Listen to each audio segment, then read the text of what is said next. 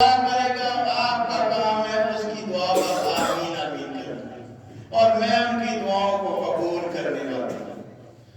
فرمایا کہ نبی صلی اللہ علیہ وسلم حدیث کا مفہوم ہے خوش نصیب ہے وہ انسان جس کی زندگی کے اندر رمضان المبارک کا مہینہ آیا اور اس نے رو دھو کر اللہ سے اپنی بخشش کروائی، اور بد نصیب ہے وہ شخص جس کی زندگی میں رمضان المبارک کا مہینہ بھی آیا پھر بھی اپنی بخشش نہ کرا سکا، پھر بھی اپنی بخشش نہ کرا سکا۔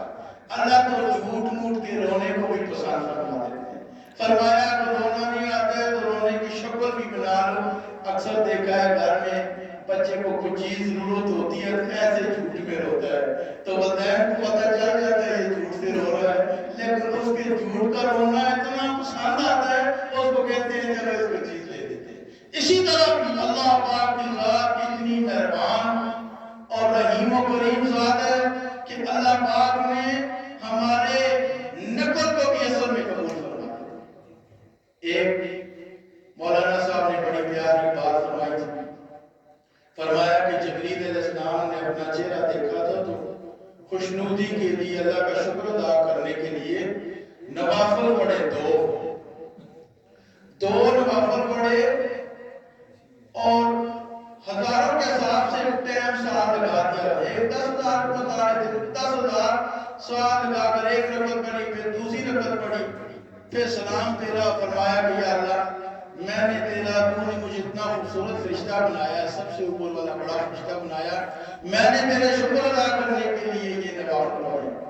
فرمایا کہ ایک ایسی امت ہوگی حضرت محمد صلی اللہ علیہ وسلم کی آخری امت آئے گی، مسجدوں میں آئے گی تو ان کے دلوں کے اندر دنیا کے خیالات ہوں گے، جب نمازوں میں کھڑے ہوں گے پھر بھی دنیا کا خیال میں دنیا کے بارے میں سوچتے رہیں گے، اور جس وقت مسجدوں سے واپس جائیں گے تو پھر بھی دنیا کے بارے میں سوچتے ہوں گے، لیکن آپ کی اس نماز سے مجھے ان کی نماز بہت اچھی لگی۔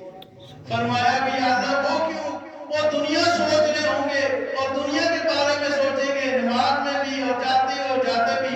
فرمایا کہ وہ میرا حکم سمجھ کر نماز ادا کرنے کے لیے آئیں گے، مجھے ان کی یہ ادا پسند آئے گی اور میں فرشتوں کو حکم دوں گا اور ان کے پاؤں کے نیچے پار بچھا دوں گا۔ اور ایسا ہے نبی صلی اللہ علیہ وسلم فرمایا جب انسان مسجد کو آتا ہے تو فرشتے اس کے پاؤں کے نیچے کیا بچھاتے ہیں؟ پار بچھاتے ہیں، اور ایسا ہے جیسے احرام باندھ کر حج کو جانا۔ دیکھو اللہ پاک نے ہماری تعریف فرمائی ہے، قد افلح المؤمنون، فلاح پا گئے وہ آدمی، کون آدمی؟ جنہوں نے کہا محمد رسول اللہ، جنہوں نے یہ پہلا کلمہ پر تکلیف لگے تھے نا 6 نمبر ہوتے ہیں، تو پہلا نمبر کون سا ہے؟ پہلا نمبر کلمہ ہے۔ پہلا نمبر کیا ہے؟ اس کلمے کے اندر اللہ پاک نے سارے احکامات کو جمع کر دیا، سارے احکامات جمع اللہ پاک نے کر دیا۔ اب جب انسان کلمہ پڑھ لیتا ہے تو اس کے بعد دوسرا نمبر نماز آ جاتا ہے، نماز اس کی مفعول ہوتی ہے۔ نماز قد افلح المؤمنون الذین هم فی صلاتهم خاشعون، اور جو کلمہ پڑھ لیتے ہیں ایمان والے بن جاتے ہیں اور اپنی نماز میں خشوع اختیار کرتے ہیں۔ نماز میں کیا کرتے ہیں؟ خشوع اختیار کرتے ہیں۔ نماز اللہ پاک نے ایک ایسا تحفہ مجھے اور آپ کو عطا فرمایا ہے جس سے دنیا جہان کے سارے کام انسان کے ہو جائے۔ دنیا جہاں جو کرانے والے ہیں کام اللہ سے اس دور کے اندر بھی، میں آرمی میں تھا تو سیاچین میں چلا گیا، میری داڑھی بھی گر گئی، بال بھی گر گئی، ڈاکٹر 6 مہینے تک علاج کرتے رہے، آخر کہنے لگے فوجی ڈاکٹر سی ایم ایچ والے کہنے لگے یہ آپ کے بال نہیں آ سکتے، تبلیغ میں چلا گیا تو گیا تو بزرگوں نے اعلان کیا جو پرانے تبلیغ والے ہیں اس طرح کریں کہ بار ملکوں والے سے ساتھ جا کر تشکیل کرائیں، میں بھی چلا گیا۔